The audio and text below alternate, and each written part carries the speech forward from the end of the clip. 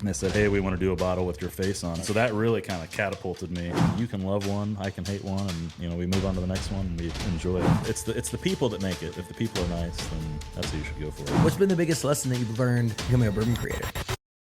From South Bend to Evansville and everywhere in between, this is Get In, the show focused on the Hoosier State and the incredible stories happening here today. I'm Nate Spengel, founder of Get Indiana, and I will be your host for today's conversation. Before we get into it, just a reminder, this episode of Get In is brought to you by Cluster Truck, Indy's go-to delivery kitchen. If you haven't tried Cluster Truck yet, you are missing out. They have over 100 menu items, everything from hand-stretched pizza to tacos, salads, breakfast burritos, and my personal favorite, their pad thai add chicken. They've got something for everyone, plus delivery is always free. Now here's the best part. If you order right now, by the time this podcast is over, your Cluster Truck order will already be at your door. It's that fast. So whether you're catching the game or just too busy to cook, head to clustertruck.com, order now, and use code INDY, I-N-D-Y, at checkout for 20% off orders of $25 or more. Trust me, your stomach's gonna thank you. Reminder, that code is INDY, I-N-D-Y. Now let's get into the episode. On the show today, I am joined by Dan Kidd, or better known to the masses as Heavy Bourbon. Dan is Indianapolis and the broader nation's bourbon king, and since starting to create content, he has acquired over 70,000 followers across TikTok and Instagram. Today, we're going to be diving into a few of his favorite Indiana whiskeys and sharing the top 10 places to enjoy a nice whiskey in central Indiana. Dan, welcome to Get In. Thank you. Excited to be here. He's excited to be back here. So we're going to preface everyone that we did have to wait a couple months and do a take two. So today we're gonna sample 5 different distilleries. The first time that we recorded this, we tried 3 whiskeys from 5 to 8 weeks. Too much. It was too a lot. much. And by the end of it, we had gone on. It was a full Joe Rogan episode, 3 hours, and it was wild. So we're gonna save that one. Maybe we'll release that at the 10-year anniversary. But today we're gonna sample one whiskey, one bourbon from 1, 2, 3, 4, 5, 6. We're gonna try 6 different distilleries. We're going small pours, and we're gonna just take you on a little taste test of some of the finer spirits here in Indiana. We've got ourselves a little Hard Truth from Nashville, Indiana. Nice little cork pop there. Ooh, that's a good pop right there. Good. All right, and so this is their sweet mash bourbon, right?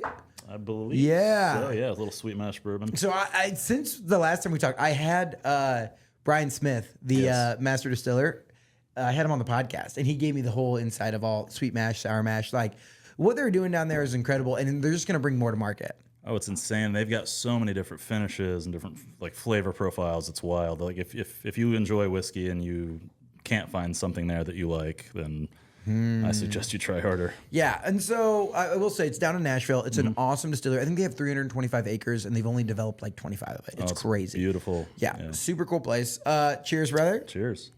So do you remember what I told you last time about So first we sniff. you open your mouth. You kind of breathe in. Kind of breathe in through your nose. You're going to be able to get some of those flavors on your tongue. Yep. So you kind of do that. Now your first sip is going to be just a little baby sip to kind of prepare your palate. And this is teaching everyone how you're supposed to sip whiskey. Yes. So you open mouth breath. Open mouth breath. You can kind of taste a little bit of it. Now we go in for a small little sip.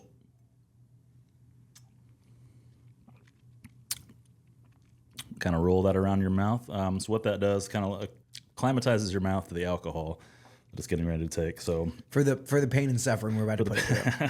So that one might be a little bit harsh, and then we go in for our next one. We can kind of breathe in again. Just like that, we're back on the wagon. Mm-hmm. Now the next one, I like to kind of roll it around, introduce it to kind of the back, the sides, the corners of my mouth. Get that on there. And then we go in for the big boy. For the kill? So, well, we don't have to. This is what got us in trouble last time, was all the kills. This is the little guy. Yeah, this is a little guy. We're just a little guy. We're not. We're light bourbon today. You don't have to kill it today, but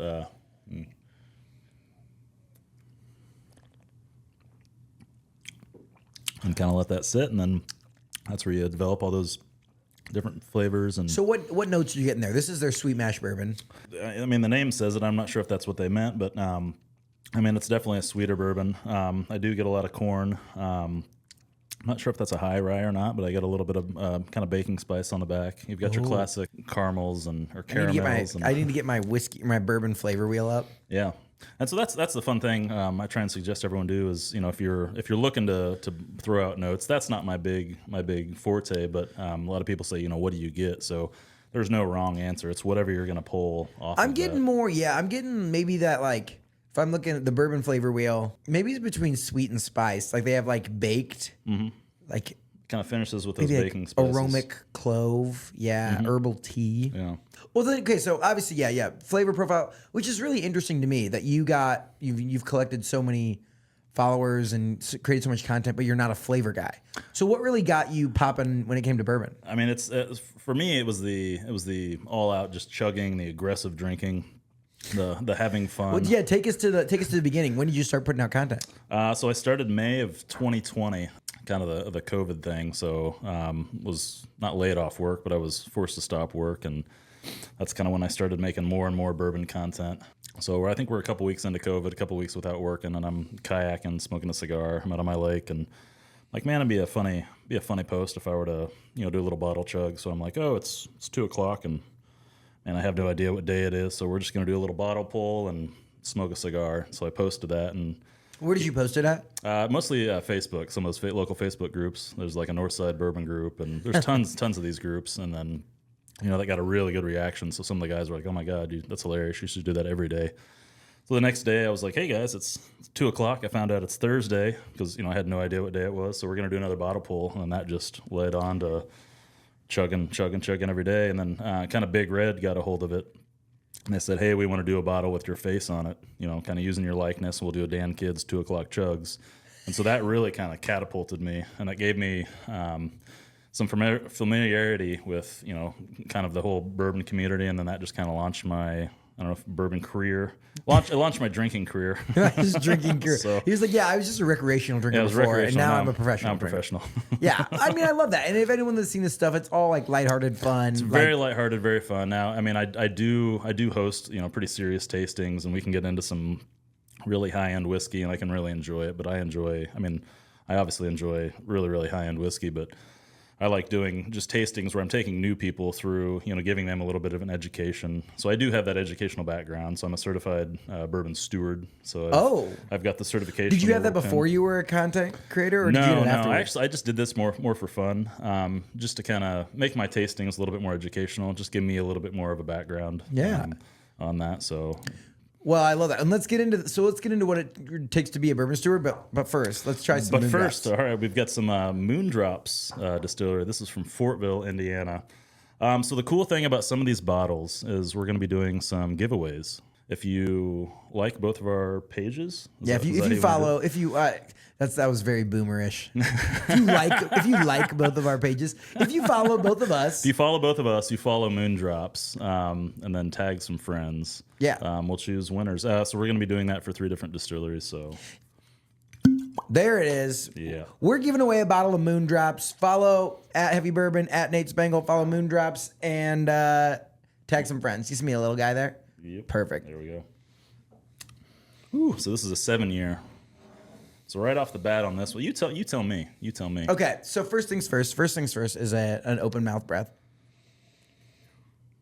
Oh, I had like chocolate and caramel there. Last time I didn't know anything. Last time I literally could not. By the end of it, it was just like, that's booze. This, let me bring my flavor wheel up. You see how you're learning? Yeah, it's funny how you learn. Maybe sweet malt, like through the grain profile, sweet malt. Or I could also get baked chocolate. So I get a lot of sweet, like a burnt brown sugar, almost like a malty brown sugar. Yeah. Well, you know what they say, everybody's palate's just a little bit different. I mean, it's what it reminds you of. And Moondrops, I think, is actually, I think they got a big thing with Lucas Oil. Yeah, Moondrops Distillery Landing. That's pretty sick. So next time, oh Lord, if you're watching Colts, you probably need a few of these. Let's be honest. If you're watching, we're watching AR back there slinging it. Cheers, gentlemen, sir. Cheers, ladies.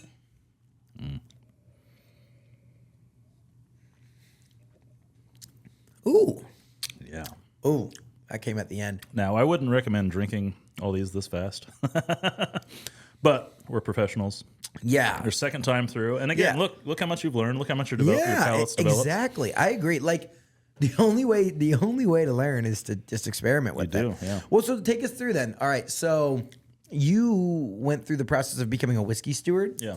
So that's like a sommelier for whiskey. Yeah. Okay. So what did that process look like? So it's this one was pretty simple. I mean, we did like a very extensive weekend course, and I mean, I've been studying for years and years, studying many days and many nights. Yes. Kind of learning about it. So his true passion, his calling, some might say. this one, if anybody's interested, it's more of an education for you. You know, how much of that you retain is kind of up to you, but you get a big history and all the history of all the whiskeys, and it can get really boring and really nerdy, and just with definitions and what's the difference between Canadian whiskey and American bourbon. What is the difference between Canadian whiskey and American bourbon? Oh man, where's my cheat sheet? So bourbon has to be at least 51% corn, aged in a new charred oak barrel, and it can come from anywhere. That's a big misconception. That has to come from Kentucky. Yeah, that's like the ultimate marketing ploy. That's the ultimate marketing. The ultimate marketing ploy is that bourbon has to come from Kentucky. Yeah. Now there's straight bourbon Kentucky, which.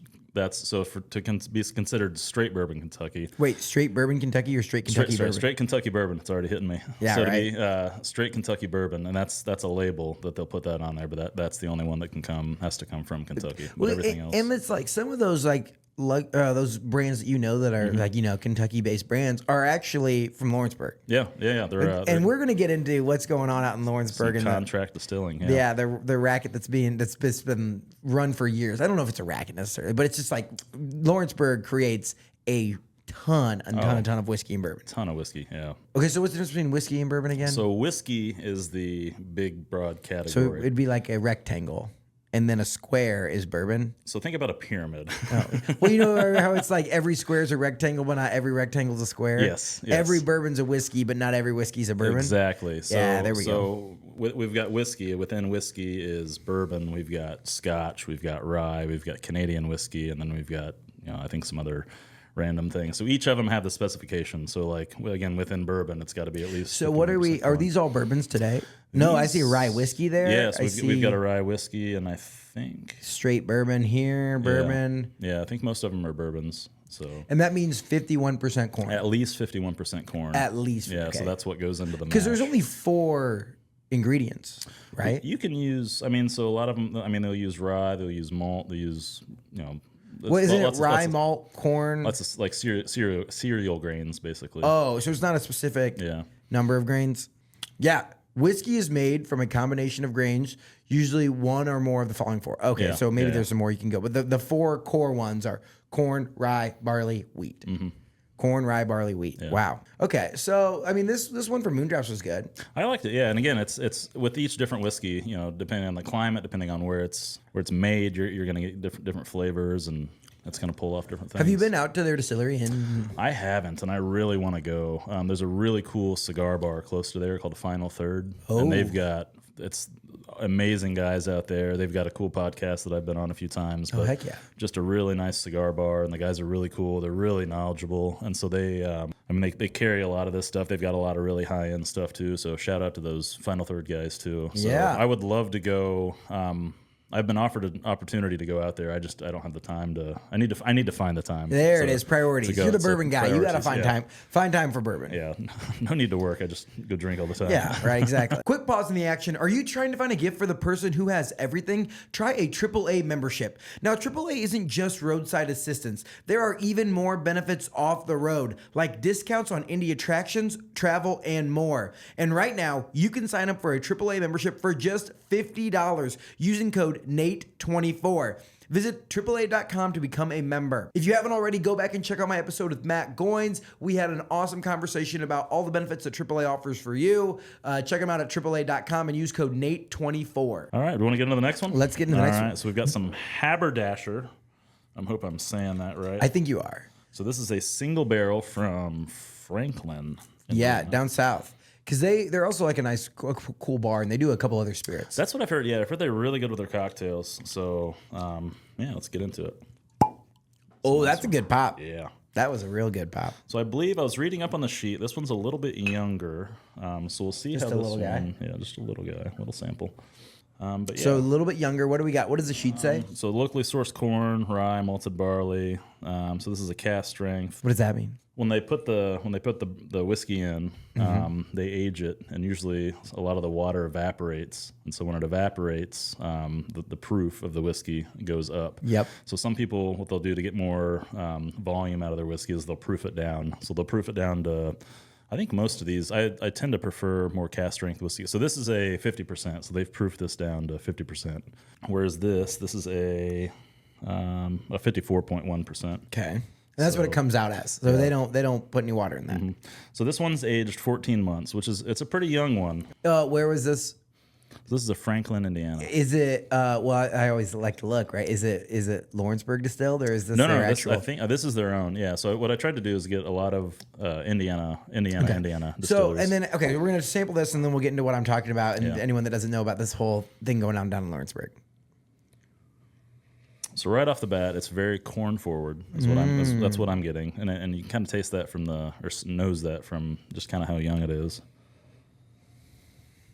But I do respect a lot of these distilleries too, because starting off is hard. Because you're putting out your own distillate. Yeah, so, and I mean, you go buy all the ingredients and stuff, and you said 14 months. It's like you just had to sit on it for 14 months. How do you make any money? So yeah, I mean, so what people do, if you want to get into that now, let's get into it. So what a lot of people do is they'll contract distill. So MGP in Lawrenceburg, Indiana, they've got thousands and thousands and thousands of barrels. And so they'll sell those barrels to companies like these, and then they can kind of put those out as their own under their own brand. And they can, they can blend them or they can sit on them for longer or do what they want, and they kind of get the flavor profile that they want, and they can put those out and make a little bit of income as they're waiting for their own distillate to age. Yeah, and so you're basically just like a glorified marketing company at that point. Yeah. While you're waiting for if you barrel your own. Mm-hmm. How do you know so much about this process? Because I've got my own bottles that I've done, my Chugs bottles, like I was talking about. So we went through. So the first one was a 3-year, and we did 8 barrels, about 1,600 bottles that we produced. And this was different than the 2 o'clock chug. No, this was the 2 o'clock. This Chug. was you got to go through and pick what you wanted. Yeah, so we did 8 different single barrels.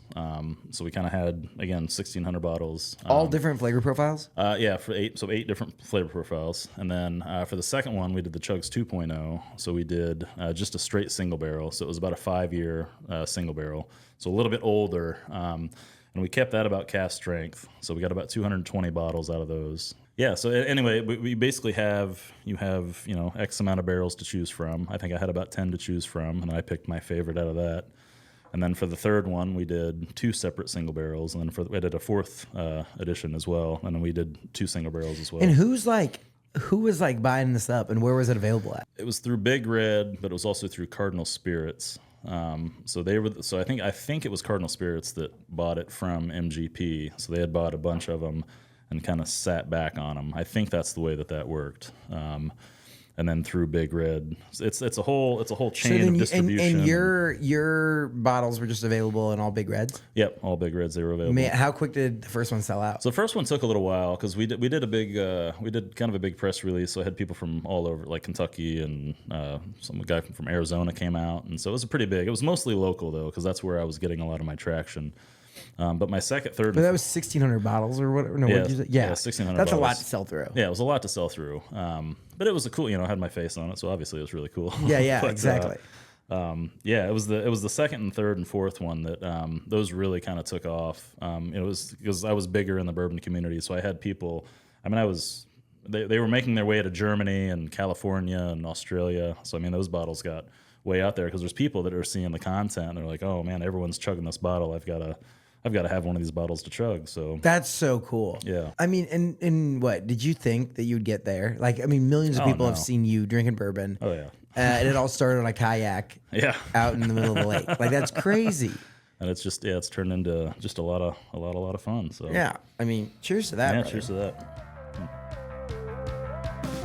Quick pause in the action to tell you about my friends from Hard Truth. This is my favorite bourbon in the state of Indiana. I was down at the distillery in Nashville. It is a place you have to check out. This holiday season, if you're looking for a getaway, go down there, get a spot at the cabin, hang out at the restaurant, the distillery, go on all the tours. It is an amazing time. As you're thinking about holiday gifting, go pick up a bottle of Hard Truth at the nearest liquor store and give that to the special someone in your life. It is a gift that you definitely won't forget. There's plenty of recipes and fun stuff that you can make with their bourbon as well. I love what they have. They have some amazing collabs with people like Mellencamp Whiskey Co. Hard Truth has been an amazing partner of mine. They were at the World Mixology Championship. They were the bourbon of choice there. Their journey over the past few years has been incredible to watch. I'm a huge fan of Hard Truth, and they've been a great supporter to us. Make sure you go check out Hard Truth. Now let's get back into it. What's been the biggest lesson that you've learned throughout this journey of becoming a bourbon creator? Don't judge a bourbon by its cover. Okay, what do you mean by that? I mean, there's a lot of super hyped up bottles. I mean, I've spent way more money than I care to. Some Pappy Van Winkle. Some Pappy Van Winkle. You get these bottles with so much hype behind them, and Like, what does a bottle of Pappy Van Winkle cost? I mean, if you're looking at like the 15-year, probably $1,500-$1,600 on the secondary. smokes. So, say you're buying one of those for a gift or for somebody else or for a special occasion. You open it and you've got all this. Oh my, this has got to be amazing. It's got to be amazing. And you get it and you're like, I mean, it's good. Part of you inside is gonna be like, okay, I spent this much money on it, so it has to be good. And so you're gonna hype it up yourself and you're gonna make it good. But after a while, you've tasted so many bourbons, you go back. You've tasted so much whiskey, you go back, and you're like, okay, was that really worth it? So one of the fun things that I like to do is we'll get some high-end whiskey and then we'll get some everyday run-of-the-mill stuff and we'll put it all in and we'll blind it.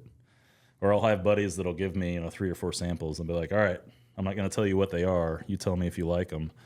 And it's like, okay, this was good, that one was really good, or that one wasn't that good. And you're like, okay, well, the first one was that really high-end bottle that you spent X amount of dollars on, and you didn't really like it. So Yeah, do you think you could pick out the flavor profile based, like, blindfolded? there's a few that I can.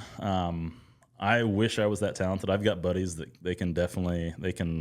This is a Four Roses OBSF. I mean, they can name the recipes and the different batches. And it's absolutely wild.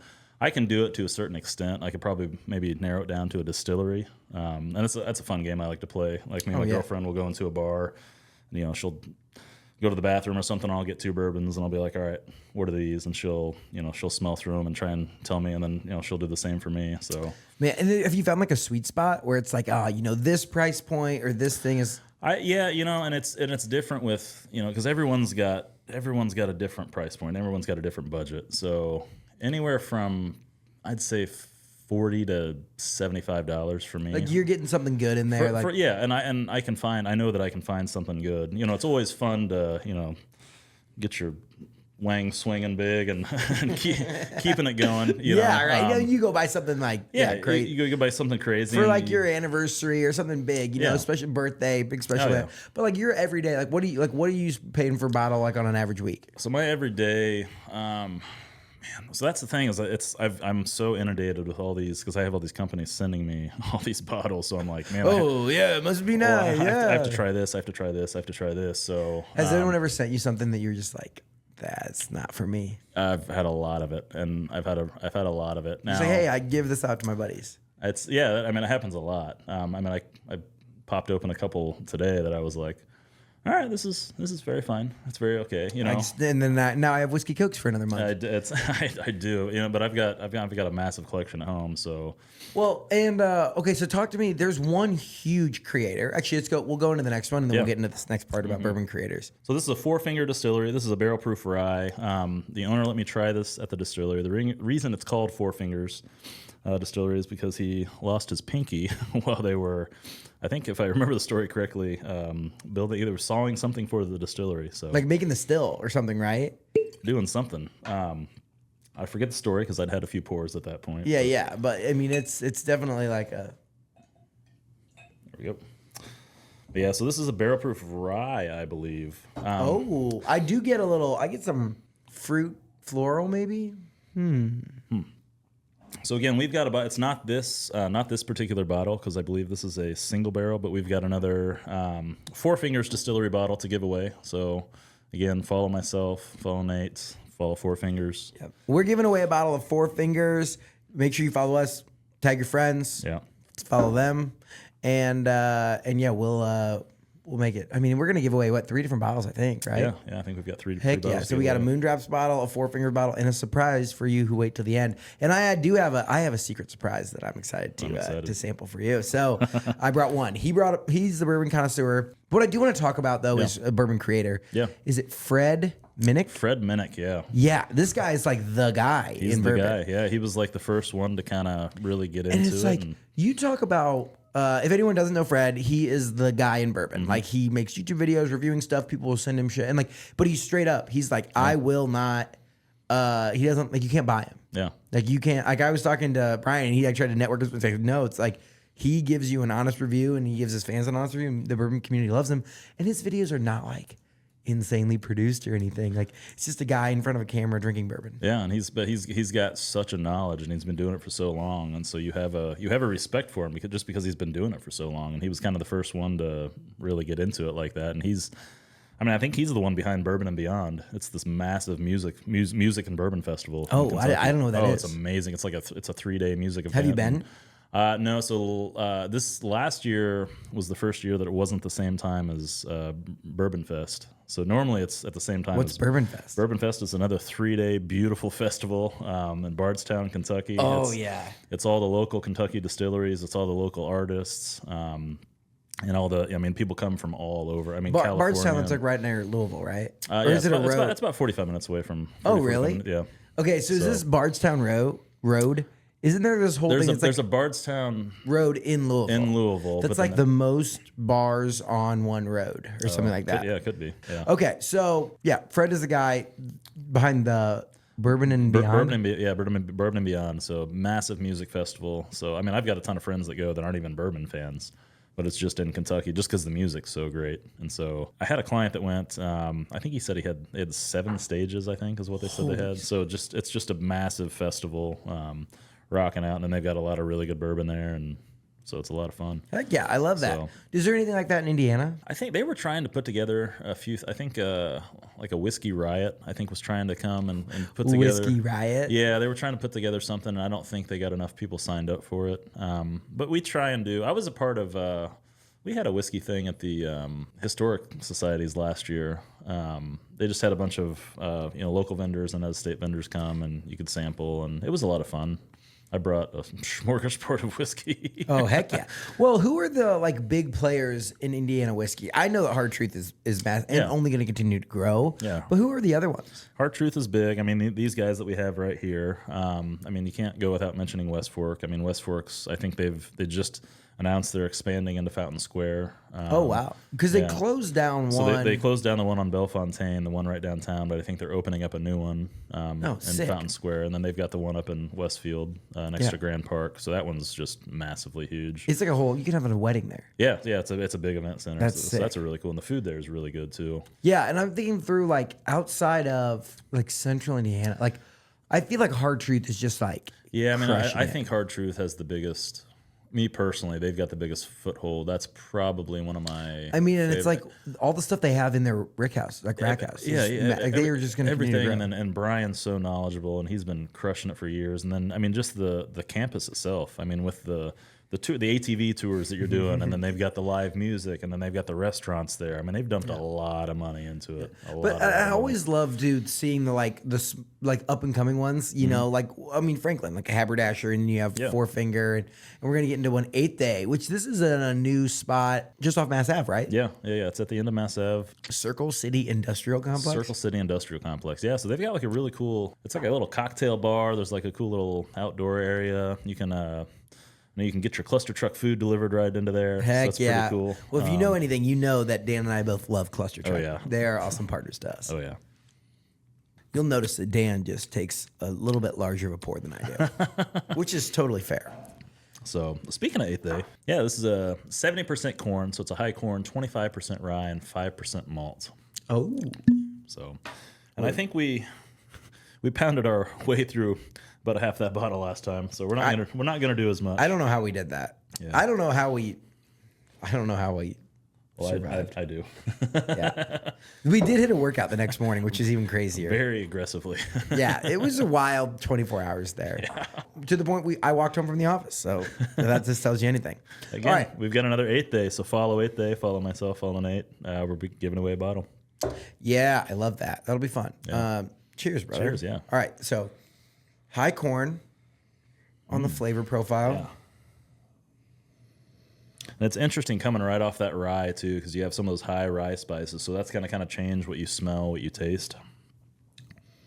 I still love looking over your face sometimes because you're like, I'm not sure. I don't know. I'm just, it's kind of gotten to that. I just smell bourbon. Okay, what's the most expensive bottle that you've ever tried? About $15,000. Holy, what was it? So it was a Tornado Survivor, E.H. Taylor Tornado Survivor. What is that? It's a Buffalo Trace. So they had a tornado that had ripped through the distillery and ripped part of the roof off. So it's a cool story. It's all marketing. So it ripped some of the roof off. So some of the barrels were exposed to the elements. So instead of being covered, they were getting the rain and the snow and all that other stuff. And so instead of saying these bottles are ruined, they took them and they bottled them, and then they put it as a tornado, or it's like a Warehouse C Tornado Survivor. So.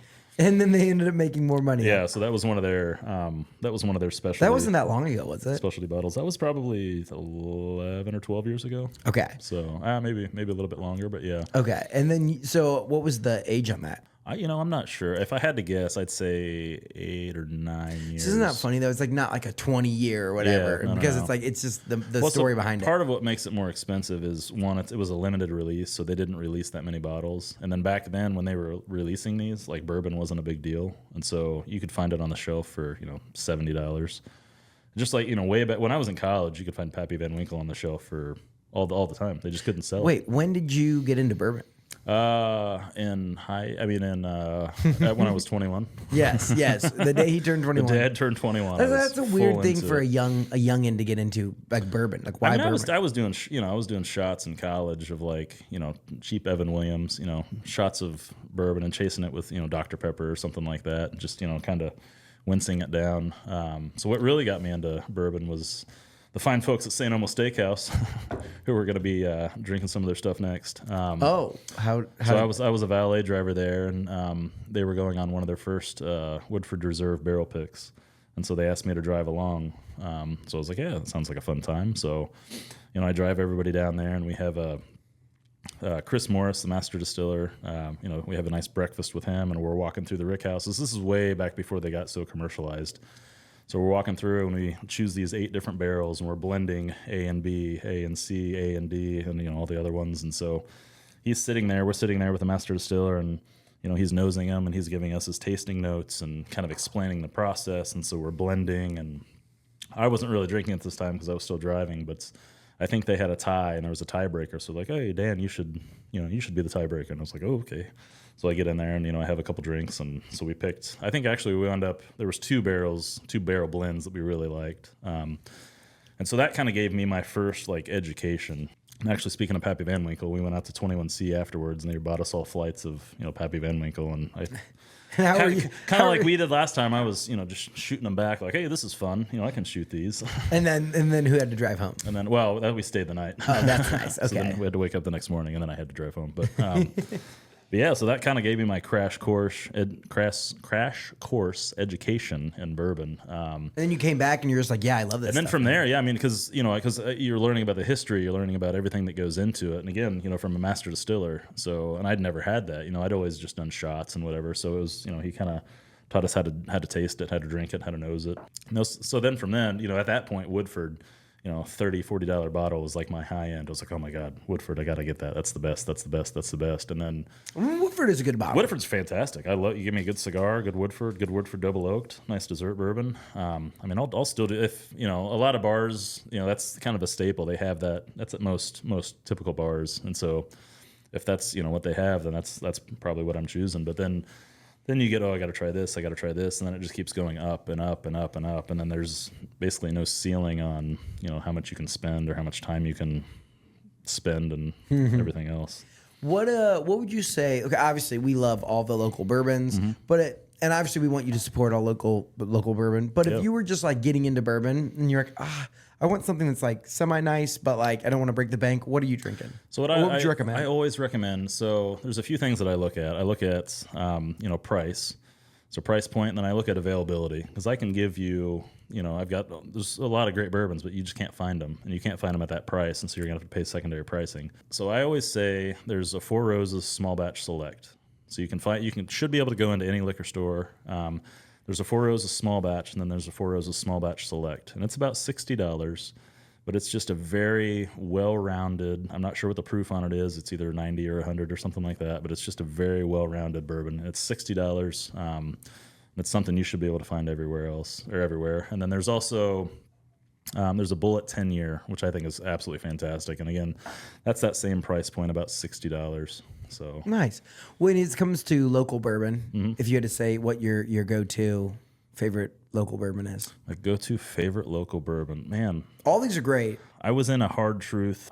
They sent me about 3 or 4 different bottles a couple weeks ago, and I really dove into them. And they've got a sweet mash rye that is just absolutely fantastic. I mean, the sweet mash bourbon's good, but the sweet mash rye.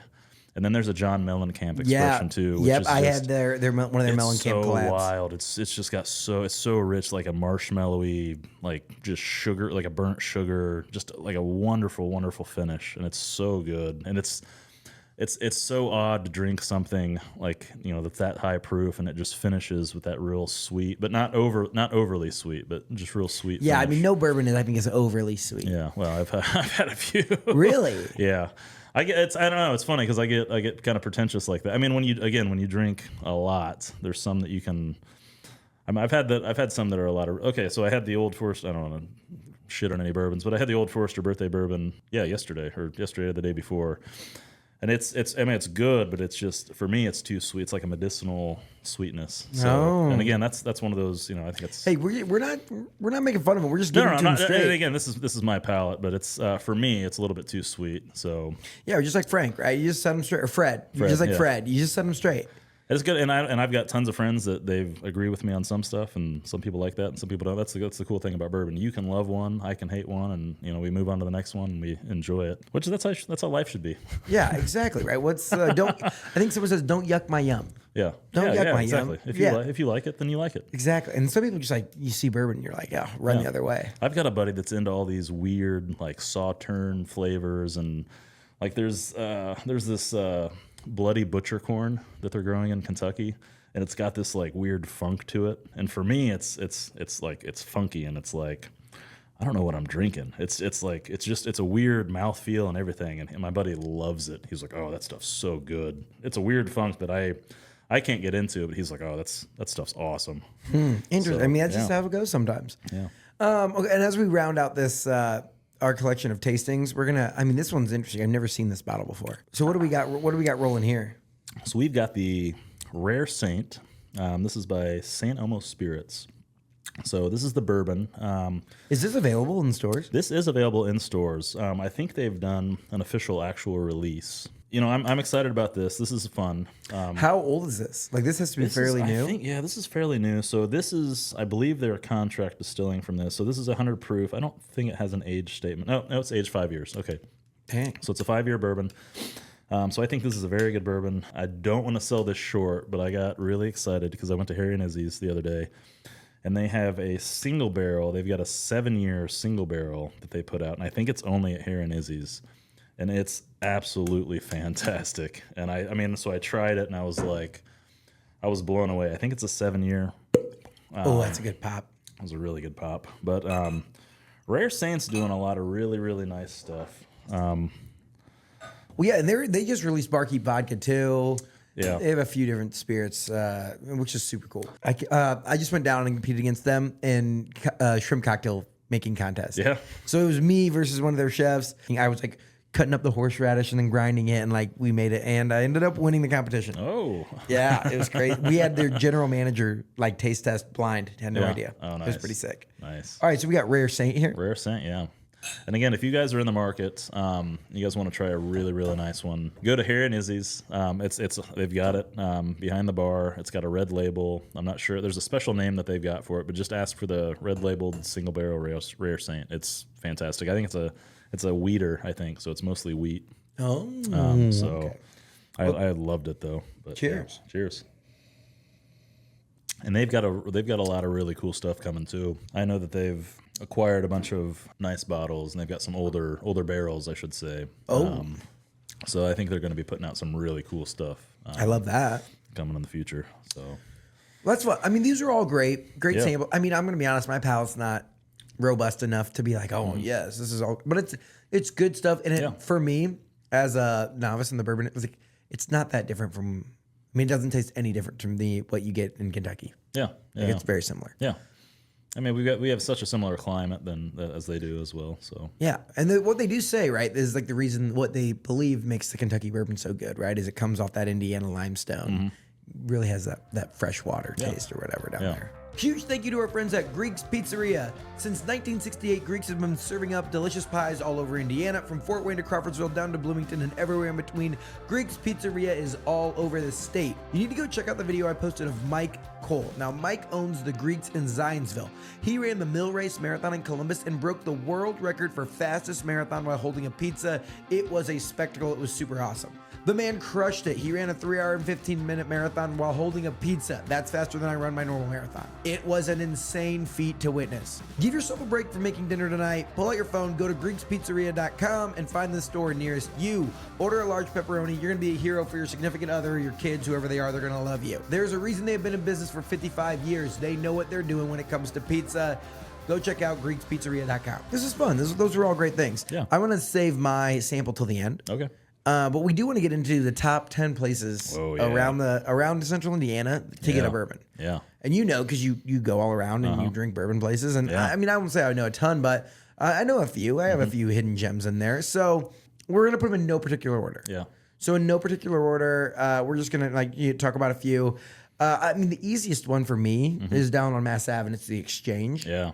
Right there, like at the corner, right above, right like by Hasbo, right there. Yeah, That's a solid little spot. I love the Exchange, man. They've got they usually get a lot of allocated bottles in there, which is really nice. What do you mean by allocated bottles? So it's going to be rare. It's going to be hard to find. Like they might only get one that they get to pour out of. So once that bottle's gone, it's gone. You're not seeing it.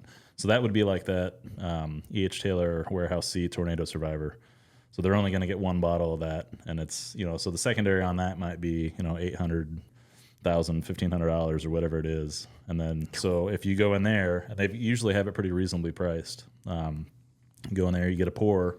That might be the only pour you get. You're never going to see it again. Dang. So when I say allocated, that's what's like the rarest bourbon? Is there I mean, that might be a silly question. Yeah, well, no, I mean there's tons of them. So Buffalo Trace, who does all the Pappy Van Winkle, the H. Taylors, they're kind of known for they kind of create their own rarity. They create the scarcity, because they only release X amount of bottles. So they've got there's a Double Eagle Very Rare that they released. I think the first one was in 2021 or something. So they only did 200 bottles. So they only released 200 bottles.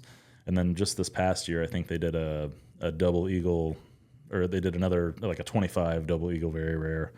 And so, it's, again, same thing. It was like 150 or 200 bottles that they released. So if you're only releasing 200 bottles, I mean, that just creates, but again, it's a 25-year-old bourbon. Yeah. So and you don't just have a million of those laying around. Yeah. So like Indiana might have gotten one of them.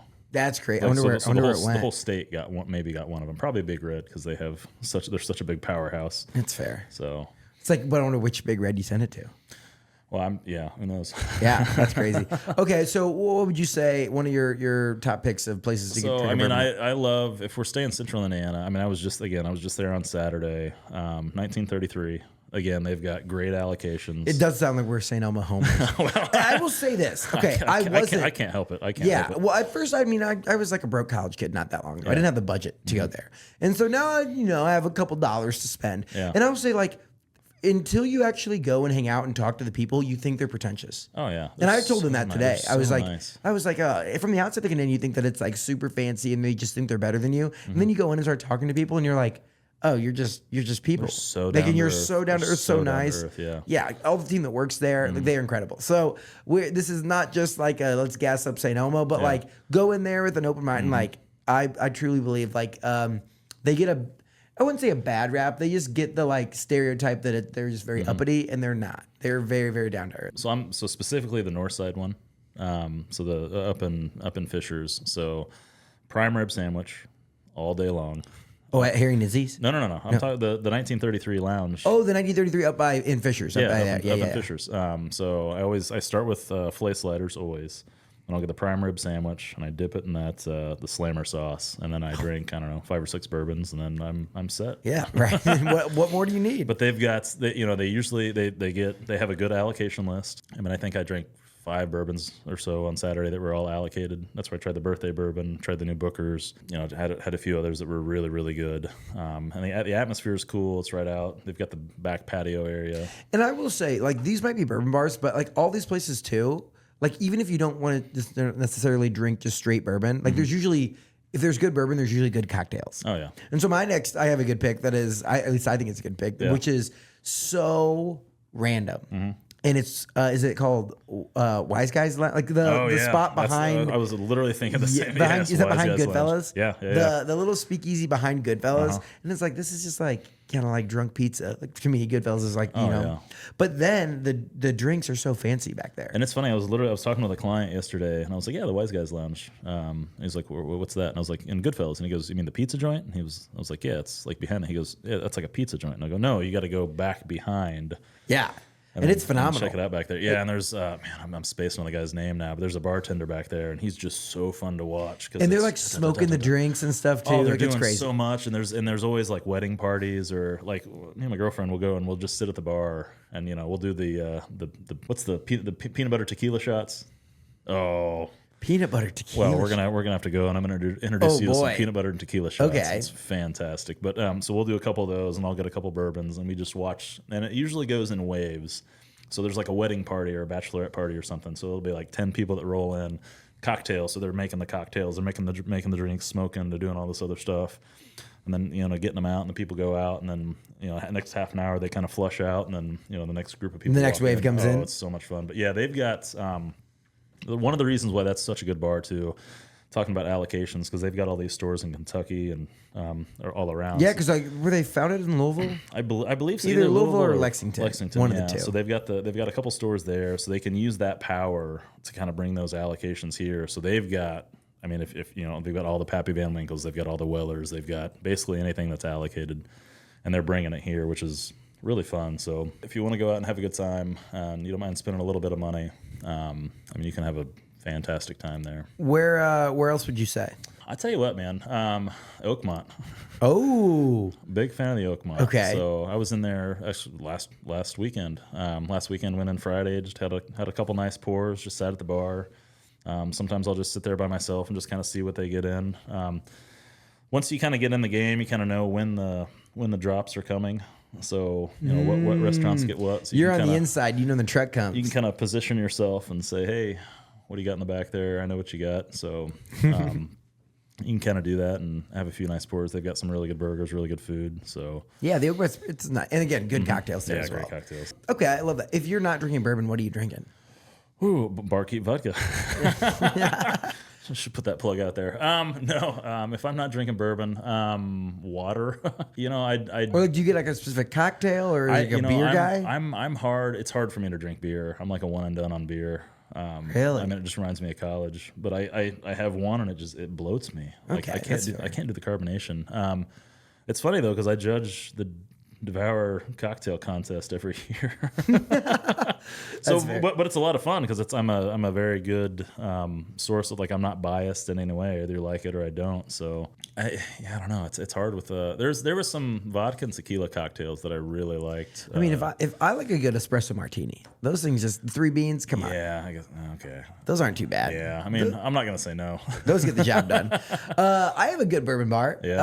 Up on the north side, I think it's actually in Carmel. So like the Broken Barrel Cocktail Bar. They've got a bunch of good drinks in there. Yeah. I mean, a huge selection. Like, it's a crazy cool selection. I'm gonna say Union 50 if we're going my next. Again, these are all places I've been within the past 2 weeks. So I'll go. Yeah, Union 50 is like, I've never been, but I've heard good things. Oh man, you got to go. It's they've got this massive long bar, and it's I always like to go there, and I just kind of look up and I'm like, what do you guys have? Because they always have something that I'm not expecting, which is always fun. What was there this past time? They had a couple Willet Purple Tops. So I don't it's even like know what that means, but it sounds good. Yeah, it's like these 8-9 year Willets. Then they had a couple single barrels. Pretty reasonably priced too. So I had some responsible amounts of those. Yeah, responsible amount, exactly. Okay, we have 4 left. 4 left. Okay. There's 4 left on our list. One that I really like, I've only been there once. I didn't have bourbon, but I did have a good espresso martini there, was Turner's. That's up at the, what's it called? The Stutz? Yeah, I have yet to be there, but I had a really good cocktail during the cocktail contest from Turner's. I forget what it was, but I remember it was really their espresso martinis there were fire. I was a big fan. And I think they're a Sam's. I think they're a Sam's restaurant. Sam's? Oh, okay. I'm pretty sure. Speaking of Sam's, we're just going to carry this right into it. Yeah. Half Liter in Broad Ripple. Half Liter's got a bourbon selection? Half Liter has an insane bourbon selection. Really? An insane bourbon selection. They just had the E.H. Taylor Barrel Proof Rye drop. I think it might have been this week.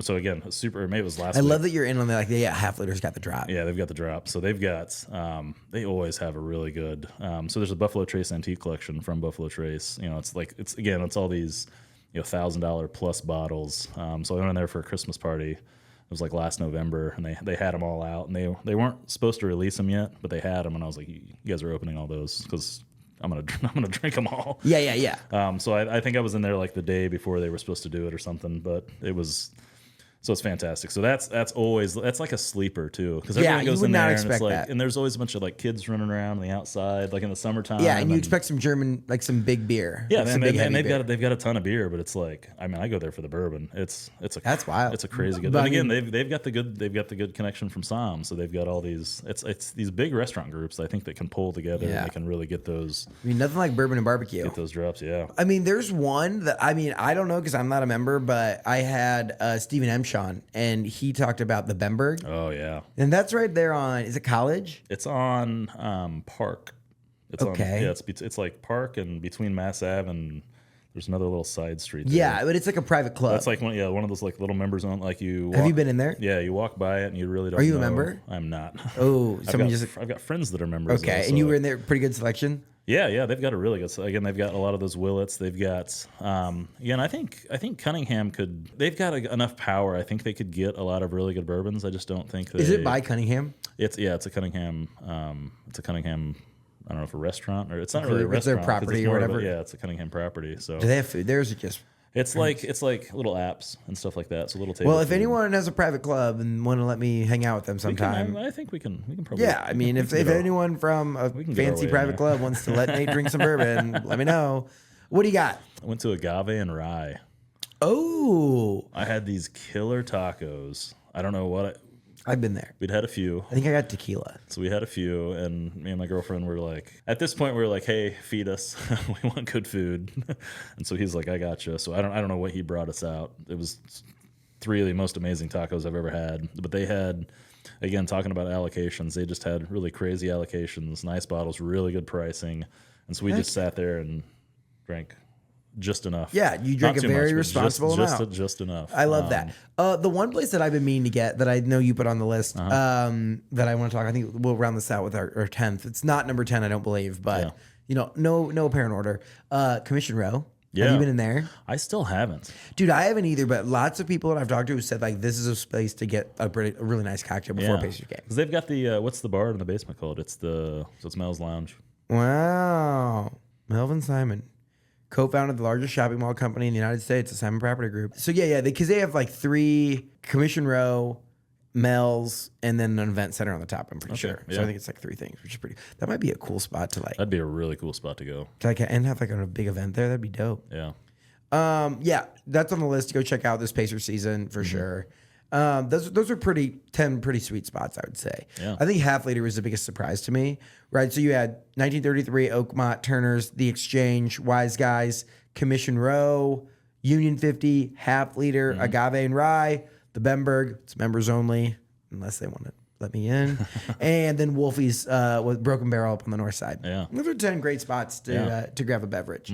We are winding up. We kept it to a tight hour this time, which I'm impressed with. Last time we went dangerously over. long. I will say we've come to the younger years segment, so I'm going to give you all the usual questions that we normally have. Yeah. So this question is brought to you by our friends at Orr Fellowship. They're a great organization here in Indiana, helping develop young business leaders across the state. Dan, what advice would you give to your 22-year-old self? Start taking milk thistle every time you drink. So listen out here, boys and girls, all you college kids. Milk thistle is fantastic for your liver. It helps your liver enzymes. It helps you break down all the excess alcohol that you drink. It's going to keep you healthy. It's going to keep you strong. What a great answer. Milk thistle. Milk thistle. I wish I would have started taking it. Do you have any with you? Early 20. I've got some in my truck. I might need to try some of that. What does it do? What does it help with? It's just like it helps your liver. It's like a Kind of like a Tums, but for alcohol.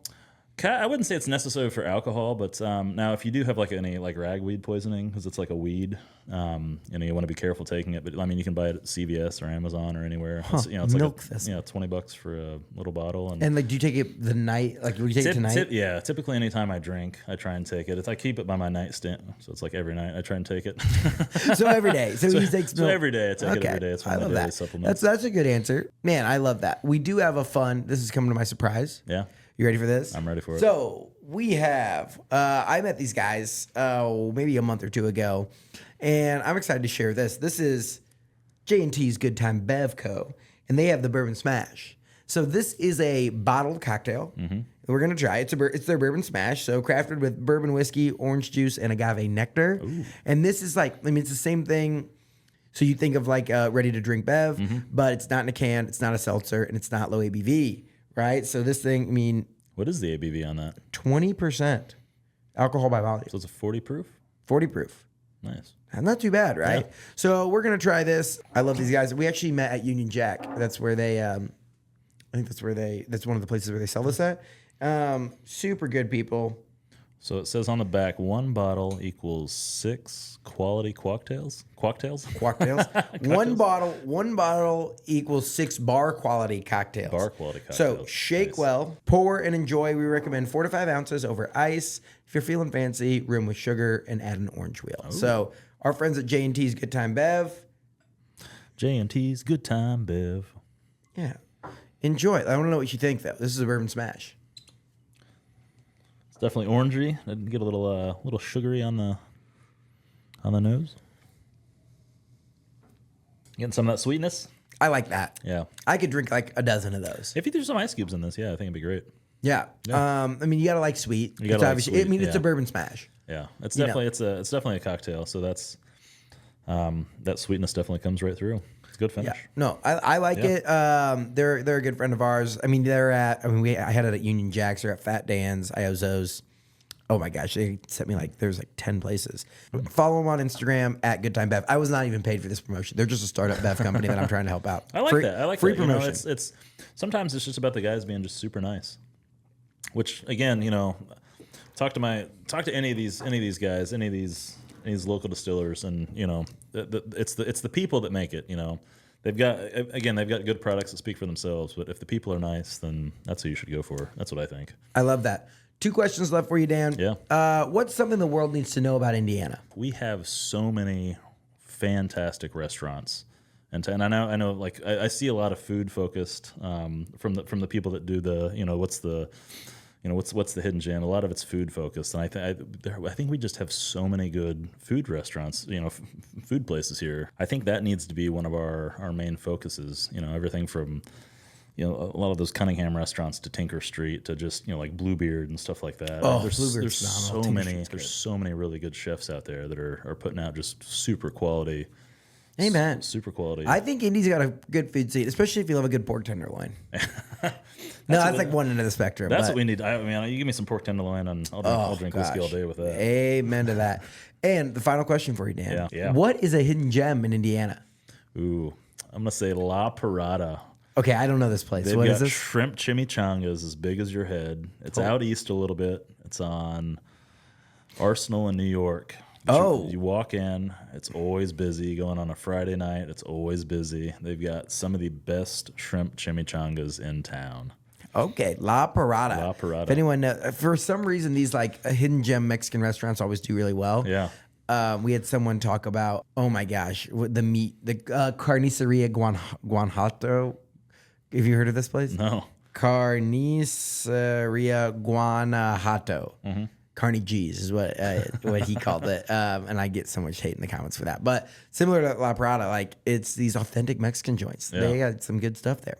Yeah. Cool, man. Well, hey, Dan, thanks for stopping by. Yeah. Appreciate you. Keep up all the work. If you don't, please go follow at Heavy Bourbon on Instagram, TikTok, all the socials. Yeah. And we're giving away 3 bottles. So this is the official giveaway. If you follow Heavy Bourbon, if you follow Nate Spangle, and you follow whether it's 8th Day, whether it's Four Finger, or whether it's Moondrops, tag 3 friends in the comments. You're going to be entered. We're going to give you a bottle of whiskey. Yeah. Let's do it. Any last words? Parting wisdom? Chug responsibly. Know your limits. Always drink water. Milk thistle at night. Water and milk thistle. What else do you need? There we go. Appreciate you. Thank you for listening to this episode of Get In. If you like what you heard, make sure you leave us a review wherever you listen to podcasts. This show is made possible by our friends up at Sweetwater. Whether you're trying to start your own podcast or looking to take your show to the next level, make sure you check out sweetwater.com for all your creator needs. If you want exclusive behind-the-scenes content on all things Indiana, make sure you follow me on Instagram and TikTok at Nate Spangle. Thank you for being part of what makes the Hoosier State so amazing. We'll see you next week here on Get In.